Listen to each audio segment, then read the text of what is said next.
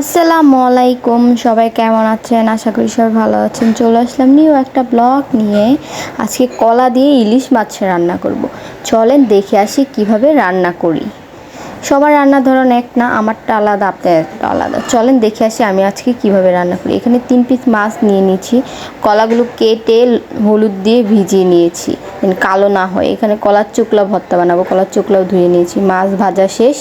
এখন পেঁয়াজগুলো লবণ দিয়ে ভালোভাবে ভাজা ভাজা হয়ে গেলে এখানে লবণ, হলুদের ফাঁকি, ধনিয়ার গুঁড়া ফাঁকি এগুলো দিয়ে দিব। এখানে কষানো হালকা তেল তেল যখন উঠে যাবে, পেঁয়াজের কষানো হয়ে গেলে তখন আলু কলাগুলো দিয়ে ভালোভাবে নাড়াচাড়া করে দেন ভালোভাবে কষিয়ে পরে দিয়ে যখন দেখবেন হালকা নিচ দিয়ে লেগে লেগে যাচ্ছে তখনই ঝোল দিয়ে দিবেন। এই যে দেখতেই পাচ্ছেন হালকা নিচ দিয়ে লেগে লেগে গেছে, তখন আমি ঝোল দিয়ে দিয়েছি।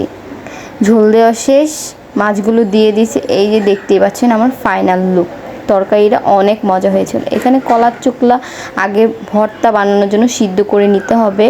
আমি কাঁচামরিচ দিয়ে বানাবো, এই জন্য শুকনো মরিচ নিয়ে নিই, পেঁয়াজ, কাঁচামরিচ এইগুলো দিয়ে বেটে দেন তেল দিয়ে বাগার দিয়ে নামিয়ে নিতে হবে ভর্তা, তাহলেই হয়ে যাবে কলার ভর্তা।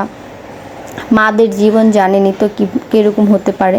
এই রান্নাগুলো রাঁধতে গিয়ে কতবার যে রিহানকে কাঁদতে হয়েছে রিহানই ভালো করে জানে। অনেকবার কান্নাকাটি করেছে, তাকে কুলে নিয়ে রান্না বাড়া করেছি। যেহেতু আমার আম্মু নাই, এই জন্য আমার এত কষ্ট হয়েছে। আম্মু থাকলে এত কষ্ট হতো না, আম্মু রান্না বাড়া করতো, আমি রিহানকে ফ্রেশ করে দিতাম। এই যে এইখানে রিহানকে গোসল করে দিয়েছি। রিহান গোসল করে তার সাথে একটু দুষ্টামিনি করতেছিলাম। ওই দেখতেই পাচ্ছেন এখানে কতগুলো জামা কাপড় আছে, ওইগুলো ধুবো ওকে ঘুম পাড়িয়ে। সবাই ভালো থাকবেন, সুস্থ থাকবেন। আল্লাহ হাফেজ। আজকের ব্লগটা ছিল এই পর্যন্তই। সবাই কমেন্টে জানাবেন আমার ব্লগগুলো কেমন লাগে।